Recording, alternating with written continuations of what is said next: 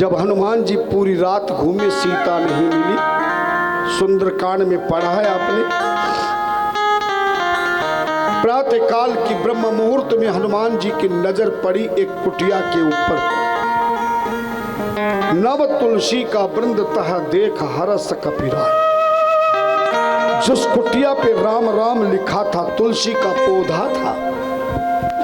हनुमान ने देखा कहीं मुझे पकड़ने का षड्यंत्र तो नहीं है, इसलिए हनुमान जी ने बंदर का रूप छिपा करके ब्राह्मण का रूप बना लिया। क्यों बनाया ब्राह्मण का? किसी बनिए और ठाकुर का रूप क्यों नहीं बनाया?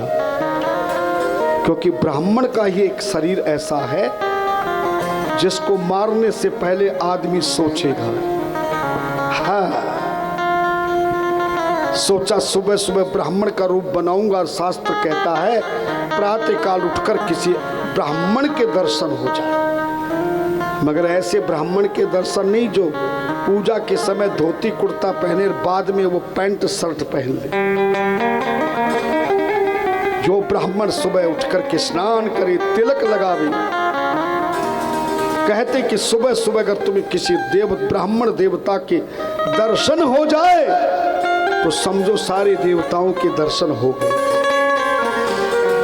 नमो ब्रह्म देवाय गो ब्राह्मण हिताय च जगद्दिताय कृष्णाय गोविंदाय नमो नमः। हमारे शास्त्रों में कहा सुबह सुबह उठकर के ब्राह्मण के दर्शन हो जाए।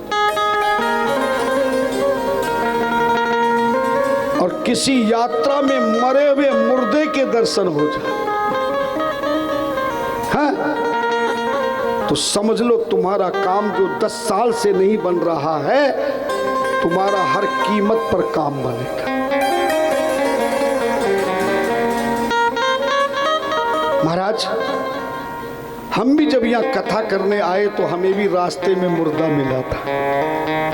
सुमित जी यहाँ सर्वे करने आकर के हमें कहा कि वो अकेले कथा करा रहे हैं, अपने घर के सामने पूरी सड़क पे कथा कराएंगे, 150 आदमी आ सकते हैं। उनकी बात सत्य थी, क्योंकि यजमान भी हमसे कह रहे थे कि आज तक इतनी सत्संग कथा में किसी की नहीं आई जो आपकी कथा में। ऐसी बात है ना, देखो अभी भी कह रहे हैं, लेकिन जैसे मुर्दा मिला तो हमने कह दिया।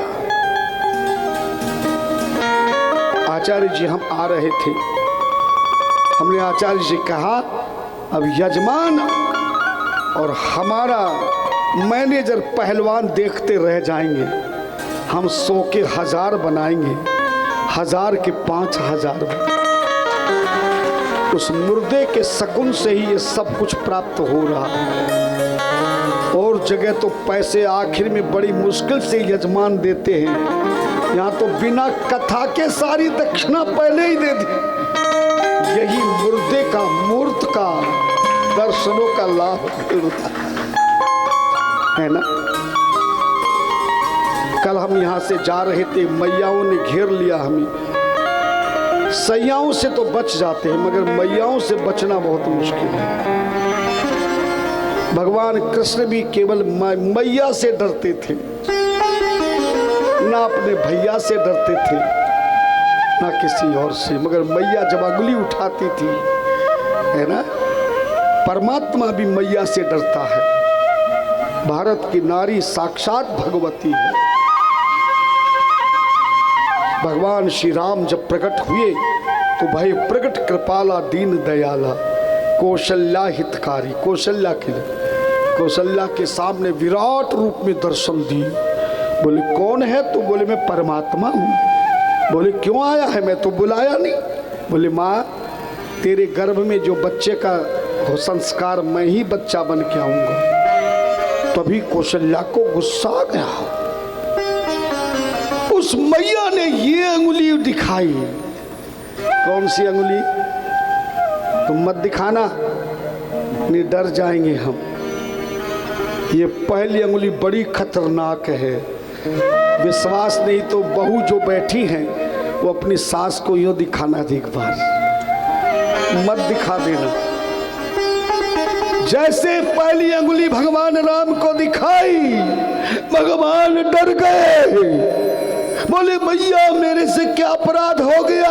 अरे बोले तेरा दिमाग खराब हो गया परमात्मा,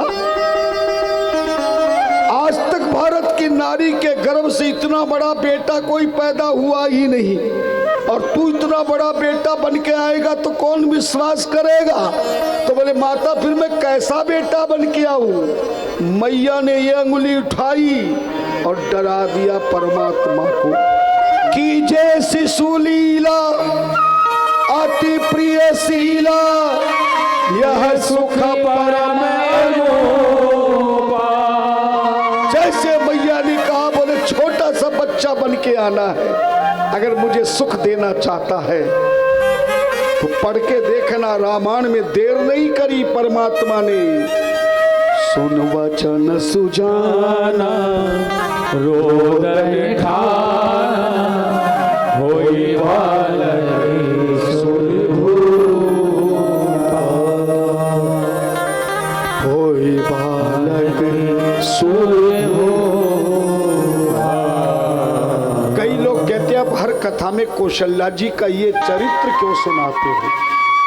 मैंने कहा हम इसलिए सुनाते हैं कि तुलसीदास जी ने लोभ दे दिया है, ये चरित्र जी गावही हरि पद पाई, न परई भव कुआ। जो इस चरित्र को सुनते हैं गाते हैं, उनको कभी भी पापी से पापी का भी पाप मुक्त हो जाएगा और उन्हें परमात्मा का सुंदर सानिध्य प्राप्त हो जाएगा। मैया में बहुत शक्ति है, हम जैसे घूमे तो पांव में चोट आ गई। सुबह रात को हमारे सबने खूब इलाज किया, क्योंकि डॉक्टर भी हम रखते हैं साथ में बिना पैसे वाला, लेकिन हमारे अलावा और किसी का इलाज नहीं करते, कहीं कल को भीड़ आ जाए। तुम्हारा इलाज करने वाले डॉक्टर तो ये बैठे हैं। हाँ, ठीक नहीं हुई।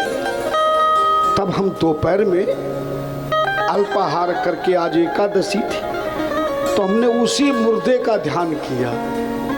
सच कहता हूं, जैसे ही मुर्दे का ध्यान किया, हमारे पांव की चोट धीरे धीरे समाप्त हो गई और यहां तक बिना लड़खड़ाते पहुंच गए।